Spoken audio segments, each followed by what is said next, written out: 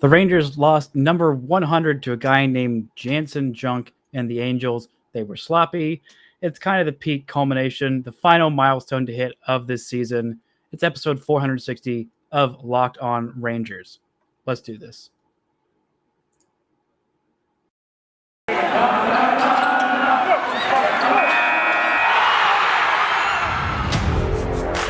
You are Locked On Rangers, your daily Texas Rangers podcast. Part of the Locked On Podcast Network, your team every day.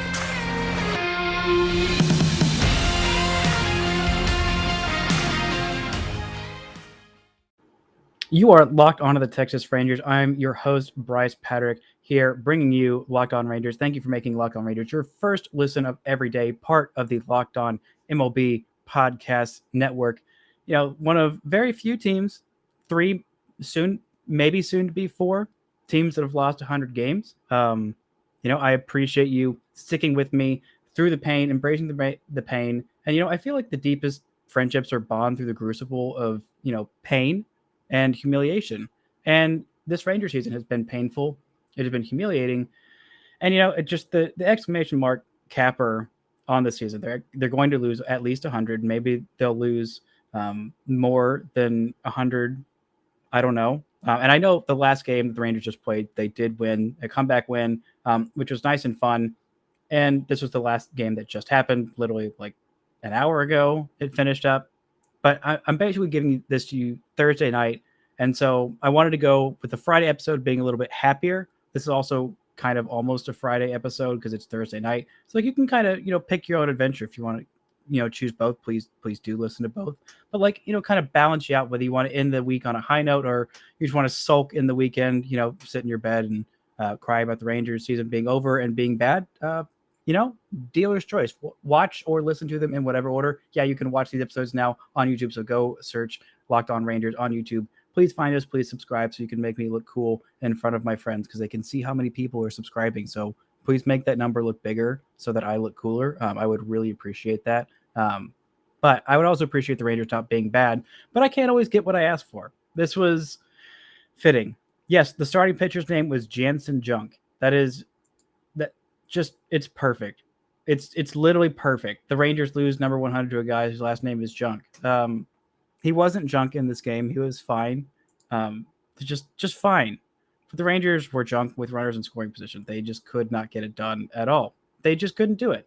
Not even a little bit. They couldn't even really get anybody into scoring position.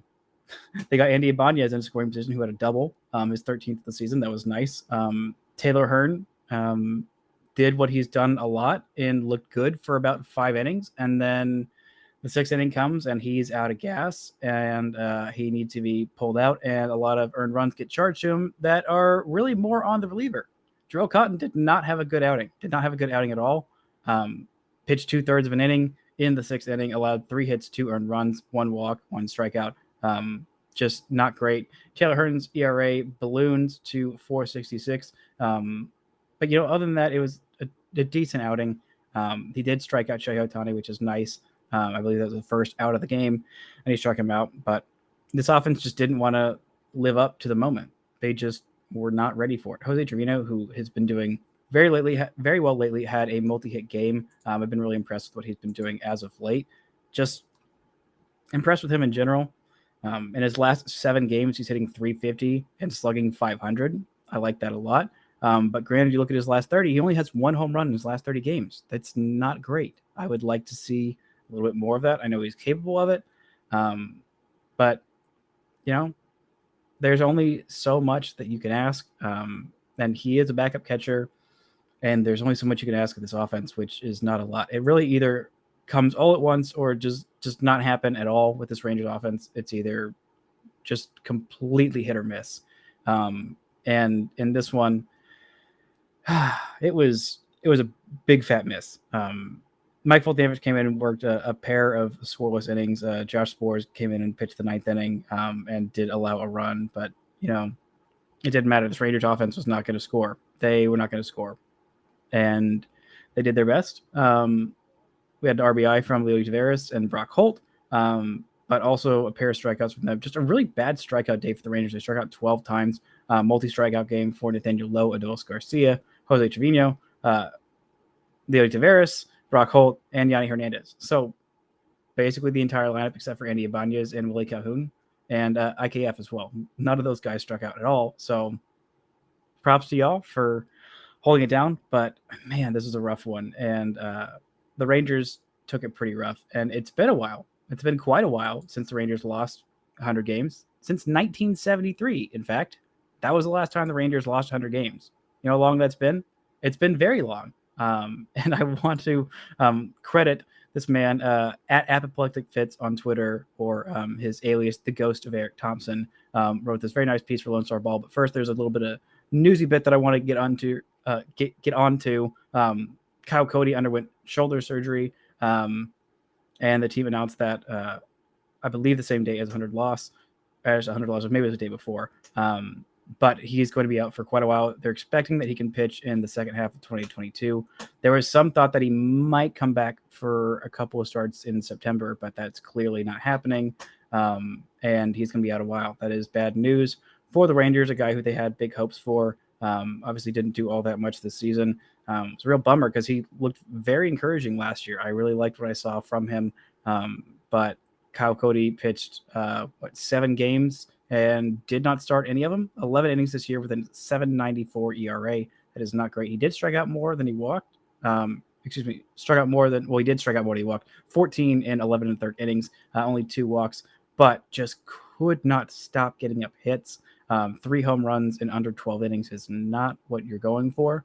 But it's still a bummer. It's a big bummer in a guy who took a big leap last year, at the end of that last year, and looked like maybe this guy can be a legit starter. Yeah, that's looking a little more questionable now.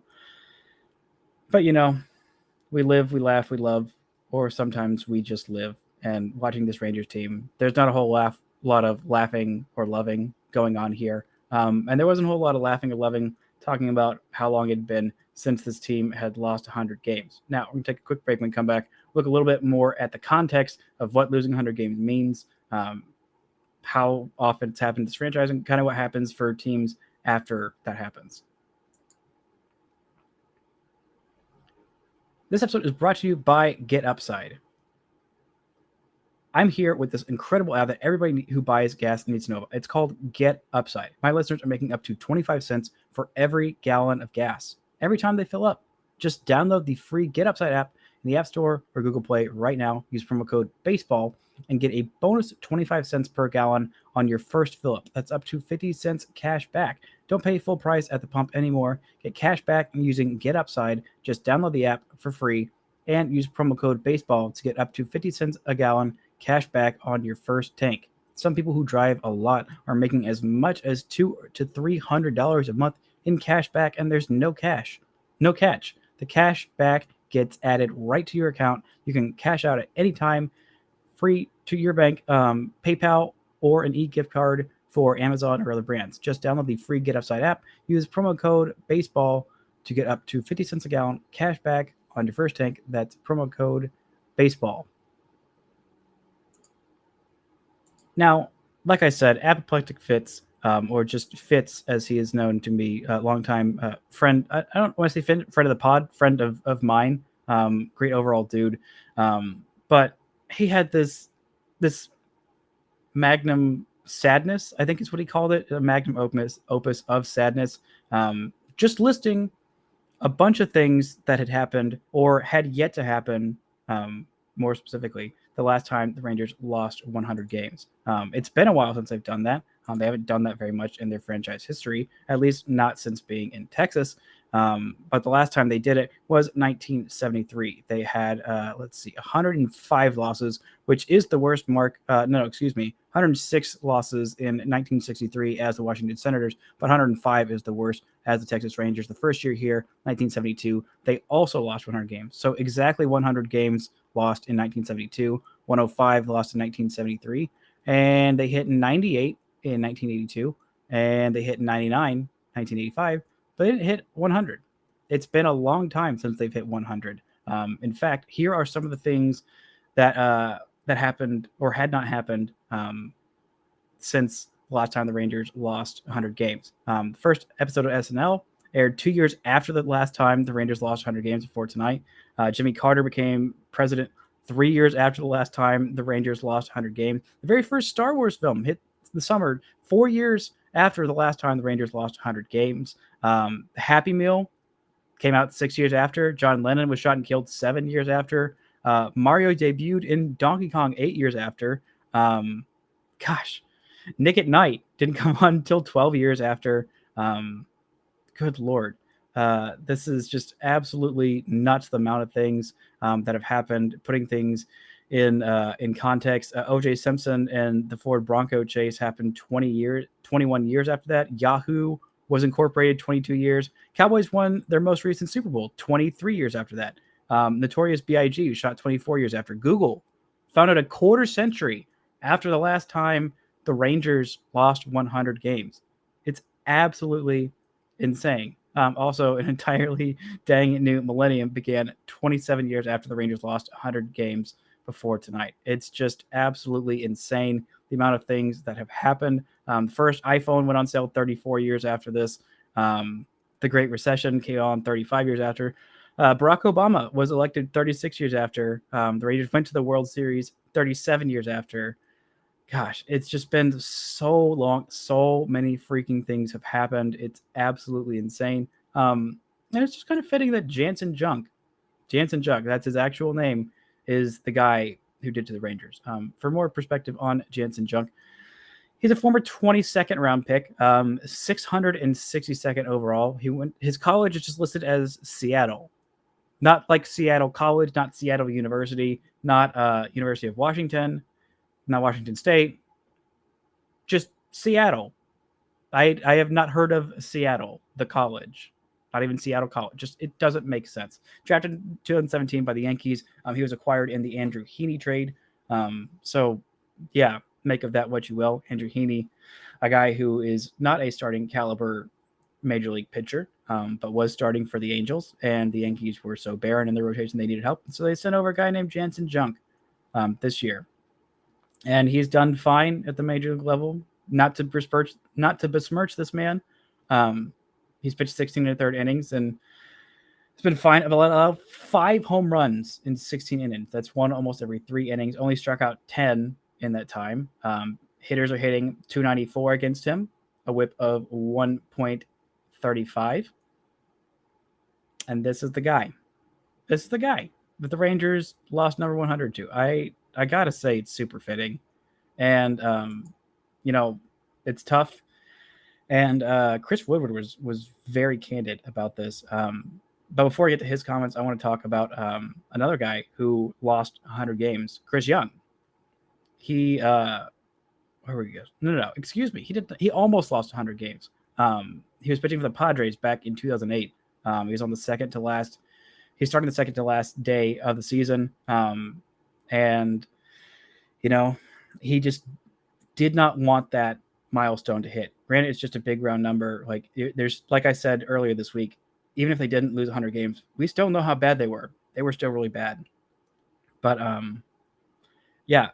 he missed more than 2 months in this season due to a fractured nose, getting hit in the face with a line drive on the mound. But they won. 3-2. Went 6 innings against Pittsburgh, allowed just 1 run, and they won. And they would win again the next day, so they would not lose 100 games. They were at 98, I believe, when he started it. And he said, quote, I was 100% motivated by it. It was personal motivation for me in a season that stunk, but whether we lost 100 or 99, it didn't make the season any less worse. It was just a round number, which, is fair. This season has been terrible, whether you lose 100 or you lose 99 or you lose 98. Like, it's a bad season when you just see the product on the field. Whether you're going to lose 105, I think they passed that. They're not going to hit their mark for that. Maybe they're gunning for 62 losses and just being at 100 even. I don't know if that makes it better or worse. Pittsburgh is now half a game behind them. So if they lose tonight, then the Rangers and Pittsburgh will be tied. not exactly sure what the tiebreaker scenario is in that. I will have that for you tomorrow's episode. I will research that and get back to you. But yeah, it's been really bad. But the good thing is he talked a lot about how he has a lot of confidence in this team, despite the bad product on the field. This is what Chris Young had to say. Sorry, I almost mixed up my Chris's. This is what Chris Young had to say about this team. My experience and motivation has nothing to do with this team. I'm fully confident that every day our guys have taken the field to win. It hasn't gone our way, but I'm proud of the way they've approached it. That will serve them well moving forward. I expect us to have a great turnaround. I am totally confident in where we're headed, which is GM speak for go ahead and buckle up because this is going to be a rough next year as well. I don't expect them to lose maybe 100 games. Maybe they'll lose just 90, but next year is going to be rough too. But I'm going to get back, take a quick break, and come back and talk about Chris Woodward's thoughts on this and why it's a little bit different than the stuff he's been saying earlier this year. Right after this word from our sponsors. This episode is brought to you by BetOnline. We're back and better than ever, and all eyes are on the gridiron as teams are back for another football season. As always, BetOnline is your number one spot for all the pro and college football action this season. With a new updated site and interface, even more odds, props, and contests, BetOnline continues to be the number one source for everything football. Head to the website or use your mobile device to sign up today. Receive your 50% welcome bonus on your first deposit. Don't forget to use our promo code LOCKEDON to receive your bonus. From football, basketball, boxing, right to your favorite Vegas casino games, don't wait to take advantage of all the amazing offers available for the 2021 season. BetOnline is the fastest and easiest way to bet on all your favorite sports. BetOnline, where the game starts. This episode is also brought to you by Rock Auto. With the ever-increasing number of makes and models, it's now impossible for your local chain auto parts store to stock all the parts you need. How you endure often pointless or seemingly intimidating questioning and wait while the person behind the counter orders parts on their computer, choosing only the brand their warehouse happens to carry. You've got computers with access to rockauto.com at home and in your pocket. Save time and money when using Rock Auto. Why would you choose to spend up to 30, 50, even 100% more for the same parts from a chain store or a car dealership? Rock Auto is a family business serving do-it-yourselfers for over 20 years, and their prices are reliably low for every single customer. They've got everything you need, so go explore their easy-to-use website today. Find the solution to your auto part needs. Go to rockauto.com right now. See all the parts available for your car or truck. Right, locked on in their How'd You Hear About Us box so they know we sent you. Amazing selection, reliably low prices, all the parts your car will ever need at rockauto.com. Now, in the past, I have compared Chris Woodward to Ted Lasso, saying he has Ted Lasso vibes, which is a huge compliment, by the way. He finds a way to make a lot of things positive and a lot of situations that have been really rough, like, this entire season, like losing Joey Gallo, like, I don't know, the last 2 years of watching Texas Rangers baseball. It's not been great. But he was pretty candid today, or yesterday, I should say, in what he was saying about this team and how they've done. This is a quote from him, and I'm going to be reading it as Ted Lasso to kind of soften the blow. Whether it's 99 or 100 and 101, it still sucks. I want to use it as motivation, as fuel. You have to.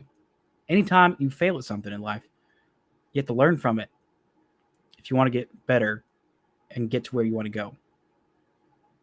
This is very different than some of the stuff he's said, and just being very candid about how this team is bad. This team is straight up bad. And this is another quote that he said that was a little more on the nose. This is not what we envisioned. It's okay to acknowledge that. Sometimes it is okay to say out loud, we suck this year. Which, yeah, you're right, Chris. The Rangers suck this year. And it's kind of nice to see him be so refreshingly candid and honest, because it's staring you in the face. You lost 100 games. Your team sucked. There is no 100 loss team that just had a bad break or things didn't go their way or, if this, that, and the other. No, every single 100 loss team in the history of baseball, I feel very confident in saying they all sucked. They all deserve to lose a lot of games. At the very least, have a losing record. Maybe some of them did have a few bad injury breaks. But still, you don't get to 100 losses on accident.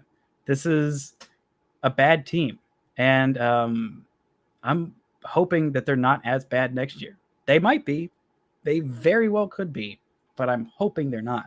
And if this team is wanting to build a championship culture, I know Woody is a great manager. I like some of the personality of the guys on the team. I think the front office has done, a decent job with what they've been given. It's not to say they're infallible, not to say that JD is perfect and I will always worship everything he's done. I still hate the Nathaniel Lowe trade, and I think I always will, unless he turns out to be a multi-time All-Star, and I don't see that being realistic.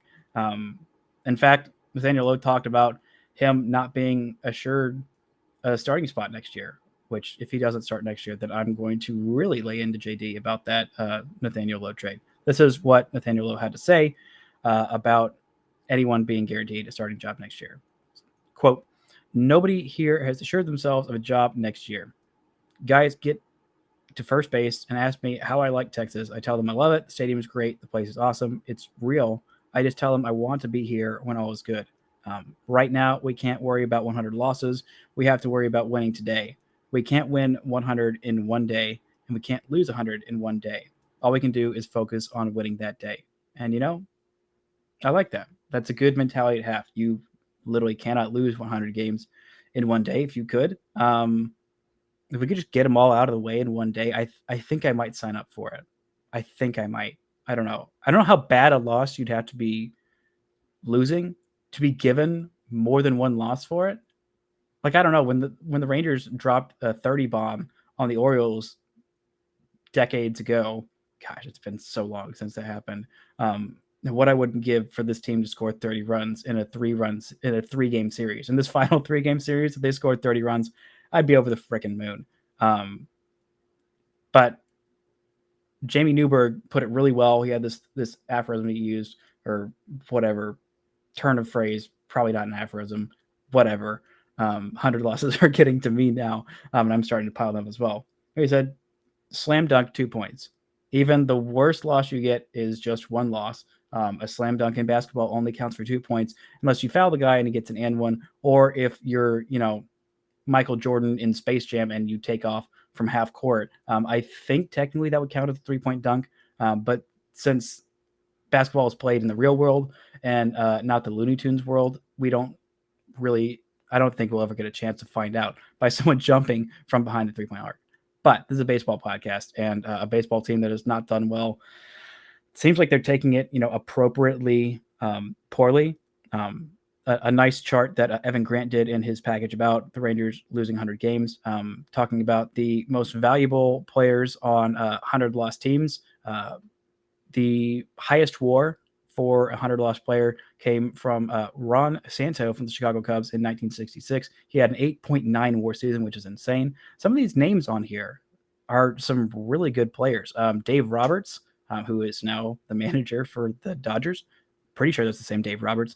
Played in San Diego. 1971, had a 7.8 WAR season. Phil Niekro and Randy Johnson both had 8 WAR seasons. Randy Johnson with Arizona in 2004. Phil Niekro, who is now a Hall of Famer with Atlanta, 1977. Felix Hernandez had a 7 WAR season in 2010 in a 100-loss season. Tom Seaver did it, had a 6.7 WAR season. Ryan Zimmerman, 2009.